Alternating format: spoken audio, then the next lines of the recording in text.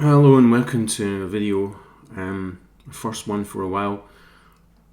I've been kind of busy and I've been getting a bit bored of flat earth, but I occasionally want to come back and maybe say something about it.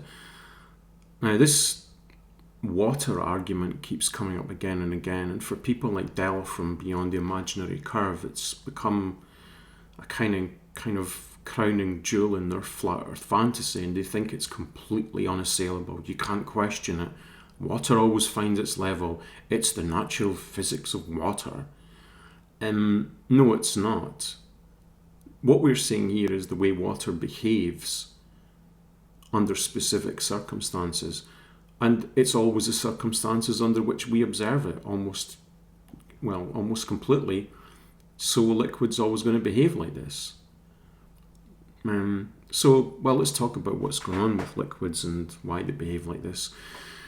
Well, everything's made of atoms, which then form molecules. Now, if it's a solid, the atoms and molecules are bound to each other, and they're also fixed in their orientation to each other in space, which is why you get a solid. It will retain its shape. In a liquid, the atoms and molecules are bound to each other, but they can move around. They're free to move around each other. So a liquid doesn't have a fixed shape. It will have a fixed volume, but it doesn't have a fixed shape.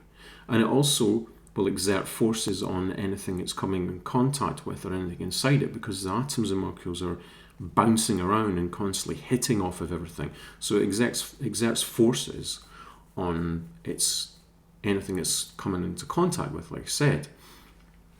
Now, when you see a liquid take a particular shape, it's telling you a story about the forces that are at work on the liquid. Okay, liquids are shaped by the forces acting on them. Now, liquids always behave like you can see in this video here, because we always experience them with the same forces acting on them. So if we go back a bit, so we can see the water being poured into the glass, and it takes the shape of the glass and it fills up from the bottom. That's because there's a force pulling it down.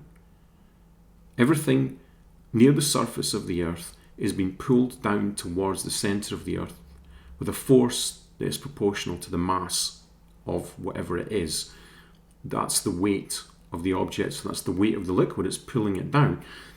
And then the water will then be exerting forces or pressure on the glass, so the glass pushes back, because when you push against something, it pushes back. Newton's third law of motion. So the forces at work are basically the glass pushing against the liquid, and gravity pulling the liquid down, and also air pressure, because it's all surrounded by air, so air's pushing down on the liquid as well. Now, I'll go into more detail later about exactly why it has this flat, or at least locally flat surface. But let's just have a look at some other examples of liquid that behave differently. Now, liquid or water in a zero gravity environment will just form a sphere, because the only forces at work are the gas around it. So the gas around it is exerting pressure evenly all over the water, so it holds it into a spherical shape like this. Now it will distort if you then do something to it like this, and then it will eventually settle back down into just being a spherical shape. Now, the pressure inside the water under these circumstances will be the same all the way through the liquid, and it'll just be the same as the pressure of the gas surrounding it, or the air surrounding it. Now let's look at another example. This is water being spun. Now, in this case, we've got other forces at work. You've got the gravity pulling the water down. You've got the container pushing against the liquid, shaping it. You've got the air pushing against it, but we've also got these extra centrifugal forces at work, which again reshape the liquid. It's being shaped by the forces at work. And once it slows down, it starts to lose that curved surface, and it settles back down to what we're familiar with, which is the flat, or at least locally flat surface. The surface has no measurable curvature because the curvature is too slight. Now let's have a look at another one. Magnetic liquid. Now this is a liquid that responds to a magnetic field. So let's have a look at what happens then. As you can see, it starts to form these rather peculiar looking cone shapes. So the the liquid is no longer just flat on top. Now again, you've got a set of forces at work here. You've got the gravitational force pulling the liquid down into the container. The container's pushing against the liquid, shaping it into the same shape as the container. You've got the air pressure, but now we've also got the magnetic force at work, which is creating some different shapes in the liquid and holding it into a rather peculiar shape like this. So again, it's the shape of the liquid's telling you a story about the forces at work. So let's think about why liquid mostly behaves like it the way it does. It fills up containers and then takes a flat surface. Let's go on a bit. So eventually it settles down and it looks something like this. So this is what they want you to believe is the natural physics of water. It's just what water does. Well, why? Why would water do this? What's the mechanism that would just make water behave like this all the time, when everything we know about liquids tells us that they're shaped by the forces acting on them because they don't have a shape of their own? Well, as I said before, the gravity's pushing the liquid down. The liquid's pushing against the surface that it's containing it, in this case a bath, which then shapes the liquid, and then it'll have this flat surface on top. Now also on Earth, what you also get is what's called a pressure gradient. And I've talked about this in other videos where I showed you how this works and how you would calculate it. So you've got air pressure pushing down on the top of water. Say this is a container with water in it. And the deeper you go, the more pressure there is. So the pressure is determined by the depth. That's the only variable. So you get a vertical pressure gradient. Now, as it explained in these videos, you can only have a pressure gradient in a fluid or a liquid if there are forces at work acting internally on the liquid. So in a situation like this, let me go back, where was it? Where you have liquid with only air pressure surrounding it, the pressure inside the liquid will be the same everywhere, and it'll be the same as the gas or the air outside of it. But on Earth, we know that we get this pressure gradient.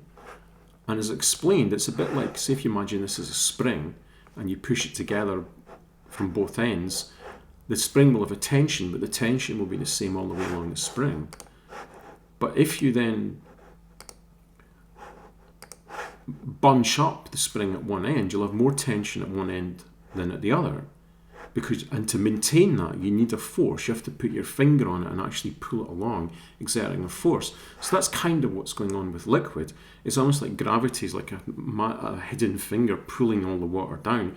And because at a certain depth there'll be water above pushing down, that creates more pressure the deeper you go. Like I said, you couldn't have a pressure gradient without this force at work. So what's going on internally in terms of the pressure and also the shape of the liquid, again, it's all telling you about forces that are at work, about these hidden forces that we don't see. We see their effects. Now, the reason you get this flat surface is, well, this is the example I used. If you'd say a container that's split into two sections, and the liquid was inside the container like this, so one half of that was deeper than the other half, then the pressure at the bottom of this one would be more than the pressure here. And you can't have a pressure gradient horizontally because there are no forces working horizontally. So the water would flow from the one on the right to the one on the left. And eventually it would just even out, so they both had the same height, so you had the same pressure all the way along horizontally. But imagine if you go to this bath, imagine a horizontal surface just somewhere below the level of the top of the water that extended through the whole bath. So you've just got this flat horizontal surface somewhere under the water. Now, that whole surface would have to be at the same pressure because there's no pressure gradient horizontally. So if it's all at the same pressure, it must all be at the same depth, which means the top of the water must be flat. Now, the water is not conforming to the exterior of a shape when it's round the Earth. It's being shaped by the forces at work on it. Now, the surface has to be flat because, or at least what we call locally flat. There will be a tiny amount of curvature, even on a bath, but it's not measurable, it's minuscule. But it must be there because it will accumulate over longer distances and you will get a significant amount of curvature. Now, the reason you get the curvature is because the gravitational field is not entirely uniform. It's always pointing towards the centre of the Earth. So as you move across the Earth, the direction of the gravitational field's pointing is slowly changing. But over the distance of a bath, the amount that the gravitational field changes is virtually zero. So therefore, the surface of the water will be flat. Because the surface of the water will always be at right angles to the direction of the gravitational field, or the direction of the weight of the liquid, the direction of the force pulling it down. So over longer distances, the gravitational field changes directions and the water will curve. Just as the magnetic field manages to create curvature on a magnetic liquid, the gravitational field will create curvature on the surface of water. So this idea that this is the natural physics of water is completely wrong. It's a lie. It's not the basis of any kind of an argument. And they dishonestly use it to try and make it seem like there's no way this could be argued with because water always finds its level and it always has a flat surface. Well, it always has a surface that has so little curvature that it can't be seen by the naked eye over any distance that a human being could normally see. That's all. The curvature is there, you just can't see it. Just like an example I used in a previous video, you don't see someone aging. But even over the course of the day, every single one of us must age by a tiny imperceptible amount. Otherwise there'd be no accumulation over time and you wouldn't see people aging at all. Okay? Just because you can't see something doesn't mean it's not there. Okay? Just because you can't see curvature doesn't mean that it isn't there. That's just not true. We don't always see things. Our eyes are not that good. So anyway, yeah, that's just the main points in this video, that this natural physics of water idea is a lie. Liquids are shaped by the forces acting on them. Okay, when you see a liquid take a shape, it's telling you a story about the forces acting on it. And liquid has this flat surface because there's a uniform gravitational field acting on every part of the liquid, creating a pressure gradient vertically, but none horizontally. Because there's not one horizontally, the liquid must have a flat surface because the gravitational field is uniform or virtually uniform on a small scale.